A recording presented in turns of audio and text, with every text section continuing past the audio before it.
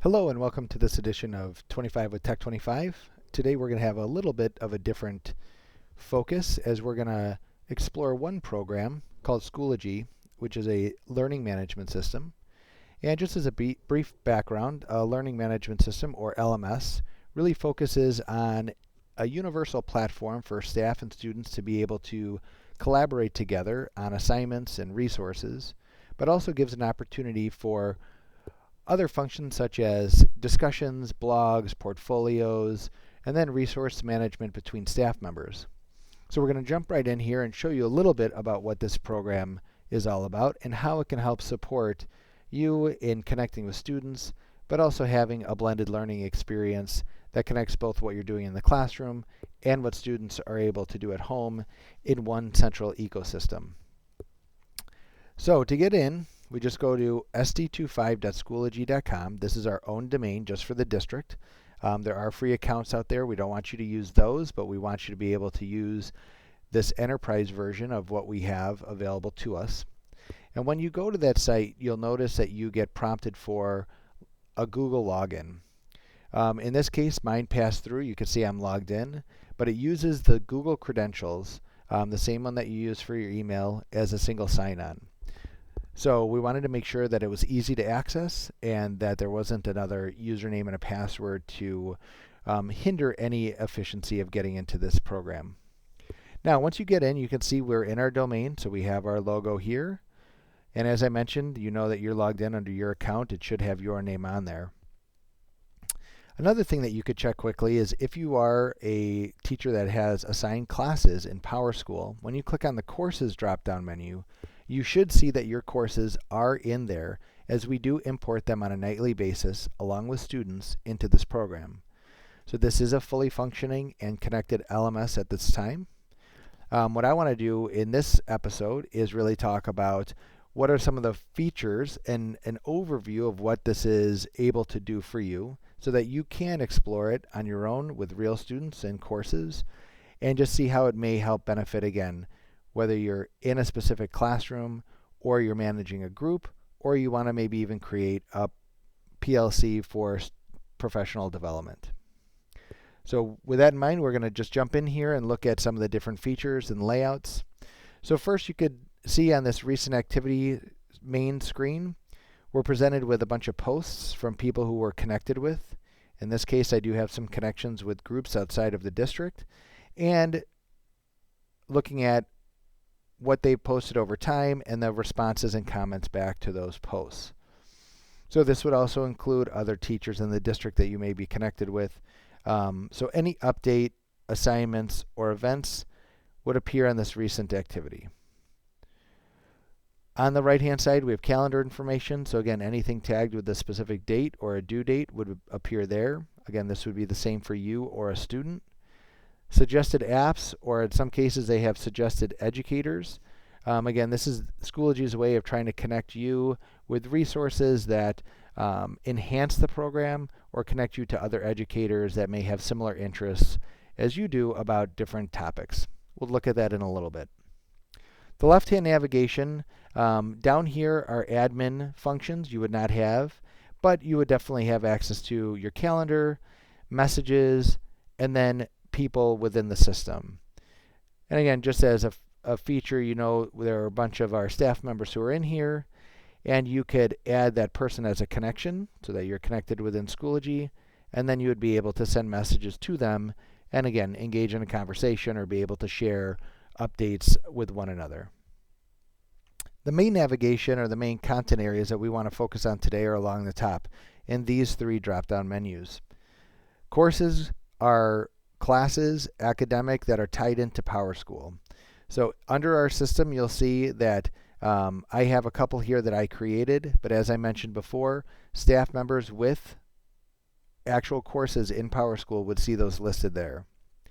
We'll talk about groups in just a minute. These are not necessarily academic related or tied into PowerSchool, but they're groups that we could create and manage and have their own space. But we're going to start off with resources.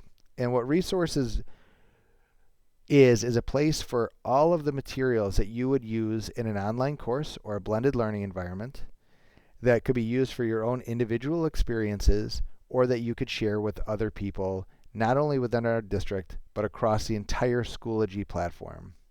So we're going to go take a look at that. We're going to start off with personal resources. So here you could see my resources, and I have a home. Okay, I could add a collection if I want to manage this a little bit more, if it was by subject area or by topic. I could also import items, or I could import an actual resource organizational tool if I needed to.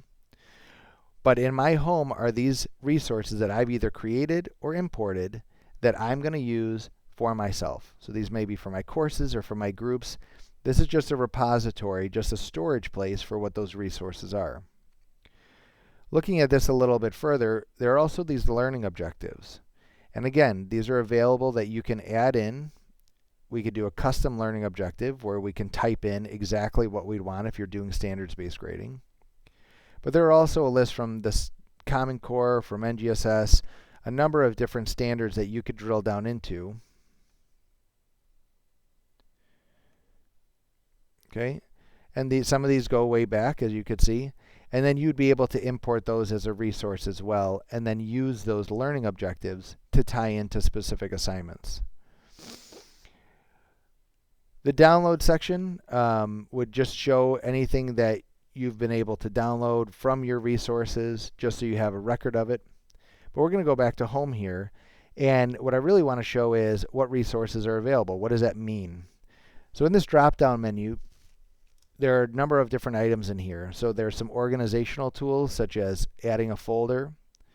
Again, so you can keep it by subject, by department, by time of year, whatever that would be. You could add an assignment that could be assigned to students that they would fill out and complete online, or it could just be a notification that an assignment is due and a link to a PDF, or just notifying what pages they're on. Again, this is a way to include in your course, giving a time and a date so it would appear on the calendar, and then the assignment itself could be a number of different activities. So again, here you can see just a template for that. You give it a name. You have your normal text editor here where you could add in a description. You can add a link. They also have, if you look at here in terms of content, again, you can link out to YouTube, to something in your Google Drive, put in an image, a web link, and they also have some equation editors in here as well. How many points it's worth? Do you have a rubric that's assigned to it? And then, as I mentioned before, you can attach specific learning objectives to it. So that's an assignment. There are also tests and quizzes. Here's an example of, let me edit that. Here's an example of a test. You can, again, assign how many points that you want it to be, give it a name, and then you can go in and you work on the questions for that specific test. Again, true, false, multiple choice, some fill in the blank and matching. One of the areas that is a resource as well, we'll highlight in a little bit, is this idea that you could pull questions from a question bank. Again, that could be a district question bank, a department-generated question bank, or one that's been shared out in the Schoology community. And then you have a couple other organizational pieces on the bottom, such as a page break or text that you want to put in that may be descriptive in nature. So you've got tests and quizzes that you can roll in, but then there are also a whole nother set of objects, such as PDFs and Word documents that you may upload, web links out to specific resources online, discussion pages. You can generate your own rubrics, and also digital learning badges, all of these which could be applied to or assigned to specific assignments, tests, or quizzes.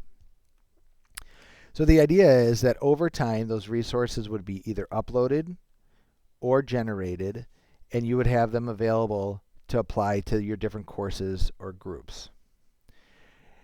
Now, just talking a little bit more about resources, the idea that it doesn't have to remain personal.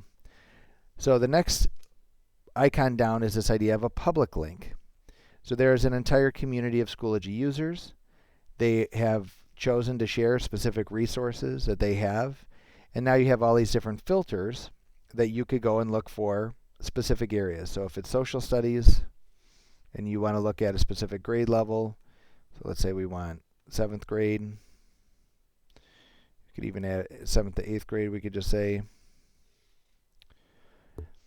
And now you can see when that search is done and it's filtered it out, there are a number of different resources specifically for that search. Again, some of them are web links, some of them are folders of all different kinds of resource types. And again, you can then take these and import them into your own courses or bring them into your resources storage by using this button. So that's a nice way to, again, extend your ability to connect with resources without having you to create them all on your own. Group resources are an interesting area that we feel meets a need that our staff has been asking for quite a while, which is where do we best put stuff for 2nd grade or for social studies or a combination of those areas of subject and grade. And this is a place where this can exist. We're going to talk about groups in the next section. But for example, I'm part of a blended learning group. And these are all the resources that are contained within that blended learning group specifically around that topic. Again, I can take any one of these and I can bring it into my resources, so I could add it to my course or I can copy it to my resources. But again, these are created by other users that have been shared just around the idea of blended learning. So for example, in our math department, if we have a section for this group, you could see that there are a number of different resources that could be added into here, and again, shared with the members of that group only.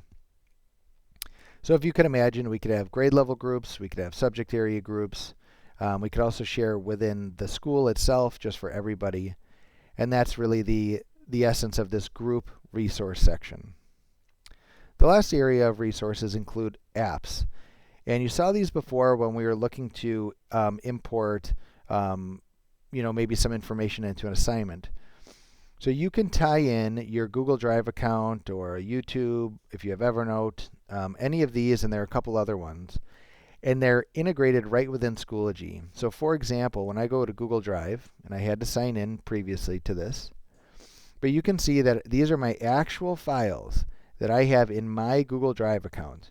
And I can then go in, import that file. I can just link to it within an assignment, or I can edit it right from within this interface. I don't have to go back out to Google Drive. Also, I can add an actual Google file, so a document, spreadsheet, a presentation, or a drawing, right within this interface as well. So Schoology wanted to make sure that you didn't have to leave the platform in order to integrate in with a service that we use extensively. So that's kind of the nature of resources. It's to me, it's the real content of the LMS. It's what kids are going to be engaging with. It's how you're going to be able to set up courses and assignments and experiences. So let's work our way back here a little bit and then focus on groups. So as I mentioned, groups are not generated in PowerSchool. These are ones that we could create on our own, invite specific members, or give them an access code. So by creating a group, it's as simple as where do you want it, what do you want it to be named, and then you've got some privacy and access levels that you can select. Again, being a district user, I can assign it to the district, a school, or I can make it custom. And then I can invite members only, allow them to request to be a part of this group, or leave it open and give them a code that would work for them. So again, if you could imagine, groups would be areas in which they could be extracurricular clubs, they could be sports groups, they could be area interest levels such as a photography club or something like that. Again, an area in which you'd want students and or staff to be a part of a separated group that it would have their own discussions and resources and updates. So here again is just a quick example of a group we made very early on about this Pathfinders, and we have our own discussion area in this group. Okay, questions that we can have and people who would respond to those. The members are very specific to this group. Okay, they were people who early on just said they would be interested in taking a look at it. And then we would have our own set of resources. Now there aren't any in here right now, but they would be listed here and only available to these members. So again, this could be a professional learning community. It could be around a book talk, or as I mentioned, an extracurricular club. So groups gives a nice opportunity for us to be able to, again, use this platform not just for academic classes or courses specifically, but really around the total experience that our students and staff have with professional learning in other kinds of participation. Now, one thing about groups, and you'll see in courses as well, is this notifications button. So this is really important just to know that it's there. There are some people who really like to be notified that every time an update is posted or someone commented on it. As a head of a group, you may want to know when someone joins. But also this can become overwhelming if there's a lot of activity in a specific group. So just know that there are notifications that you could specify and turn on or turn off. And then the other aspect that I want to highlight is this idea of privacy and group settings. So one thing that Schoology offers is a lot of different levels of privacy, security, moderation, just to make sure that the experience is both academically or more educationally focused, but also is appropriate and on target for what we want the engagement to be in. So, for example, in this group, you can start to, again, change or modify different privacy settings about who can update what, who can post where. Again, just some different settings that are available to you that we can help with. And then there are also this idea of moderating posts. So again, this may be an important piece. You can enable moderation so that as comments come in or posts come in, the group leader is notified and they would have to approve them before they get posted up. So again, just different layers of security and privacy that are available in that group setting, so it's just not the Wild West. All right, the last area I want to talk about in these three are the courses. So as I mentioned before, PowerSchool has all of our course information and students who are assigned to each of those courses and what teachers teach them. And those get pulled in every night to this system. For my demonstration, I just created a course just so you could see it. So we could look at Science Olympiad Section 1. This is just an area we were kind of just testing around with. And what you could see is you've got, again, the same kind of an interface with some navigation on the left, your posts and material list, kind of everything is in the middle, and then your calendar is on the right-hand side. You can then switch between different sections that you're assigned to, as well as enable or disable notifications along the top.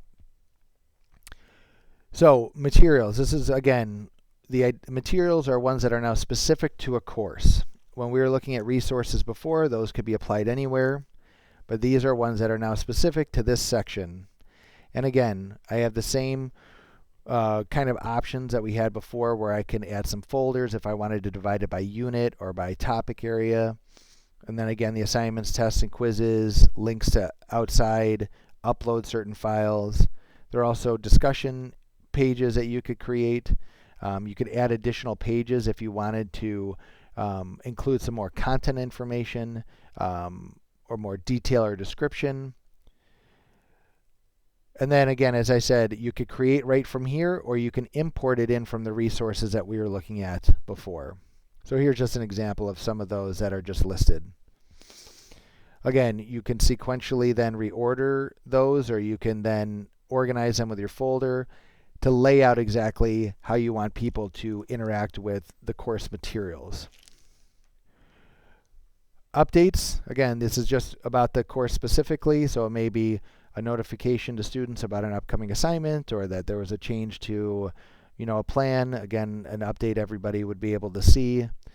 You can include, again, a specific file in there. You can have web links, import a resource, voice recording notes. You could put a poll in there if you want to. And so you just have a lot of options just in that post itself to interact with your class and provide that information. There is a gradebook. I'm not going to highlight this right now because it's not something that we're going to be using right now. So again, there's an embedded gradebook into this program, but right now, just make sure you're not, you wouldn't be using that as your sole grade book. Then there are a couple other ones I want to highlight in here that, again, you may or may not use depending on how deep you go into this, but just know that they're there. So the Mastery tab here is actually looking at progress towards learning objectives. So as you can see, this is about learning objectives, okay? And we don't have any that are aligned in this course, but if we did, they would be there. And you can go in and you can set up Mastery, the criteria or the thresholds for what Mastery means, okay? Number of different options in here, again, you can look at. And then this grid would list all of the students in the class, okay, and their progress towards mastering the specific objectives. So again, if you are standards-based and if you take the time to set up learning objectives and tie them into specific students, again, it could be habits of mind, could be academic, then at least you have a nice little grid here that would show progress toward those. Badges are digital badges or micro-credentials that you can assign or award to students based on academic performance, or again, habits of mind kind of stuff. So here you see some examples about good listener or leadership, most improved, and then these would appear in the student's individual account that I'll show you in just a minute at the end. Another tool that has a lot of possibility, but again, takes some work, is this idea of workload planning. So this can be seen from both the student perspective and the staff perspective. And really what it's just trying to show is how much work is assigned to the students on specific dates. So if everybody is putting in dates on assignments and tests and quizzes or projects, then these grids would show how many items a particular student is assigned on a day. So if they have more than 4 items assigned, this would be red. If it was 2, it would be yellow, and so forth. And then this would show the total number of students above the minimum threshold. So it does help, or can at least inform this idea of planning if kids are extremely busy or have too many things coming up that would need to be dealt with. So that's really the nature of a course. And the course is really then built on those resources and materials. And then again, they could be assigned to students, there could be deadlines and dates, all of that interaction that just supports that blended learning piece. So again, course options are similar. You have the privacy settings and you have some moderation, but you also have some ability to communicate with your members right within the course itself, so you can send them messages. All right, the last thing I want to just highlight is this idea of your own account. So we talked about courses and students and groups you may be a part of, but you also have some features right under your own account. So if you click on your name, you'll see that you can have your own picture, you can have some information about yourself that you may or may not want to add, but you also have a couple of things that, again, have been talked about. How do we best have these in one place? And in this ecosystem, you have your own blog. So again, I could create blog posts in here, and people who subscribe to my blog could get updates on those that would go right into their feed. I can also have a portfolio, and again, this goes for students as well. And in each portfolio, I can just upload and drag items from my desktop and list them in my portfolio. So again, it could be work that I've done, examples of revisions, photos I want to show to my teacher about, capturing reflective experience. So you have this portfolio that again, you can share with others. And here is an example. You can adjust your privacy setting if you don't want to share it with everybody. You don't necessarily need to do that. And then the last piece, as I said, if you've been assigned or awarded any learning badges, those would be here. And again, that would be something that you could share with an administrator, or a student could talk about with their parents at a conference, and just say, yeah, I was awarded these because of X, Y, and Z. And again, have that conversation about their learning experience. So again, Schoology as a learning management system is more than just courses, more than just a class page. It really is about this idea of blended learning, a collaborative platform, and resource sharing that will hopefully engage not only students and staff together, but staff together as well in a number of different ways using the group option and then the resource sharing. So that's a quick overview of Schoology. I hope you guys have got a little glimpse into what this world is like, and just know you have the opportunity to go in and to be able to log in right now with your Google credentials and experience this for yourself. As always, don't hesitate to contact Tech25 if you have questions. We'll be able to help you walk through it. You can also ask some of your building tech team members to assist you.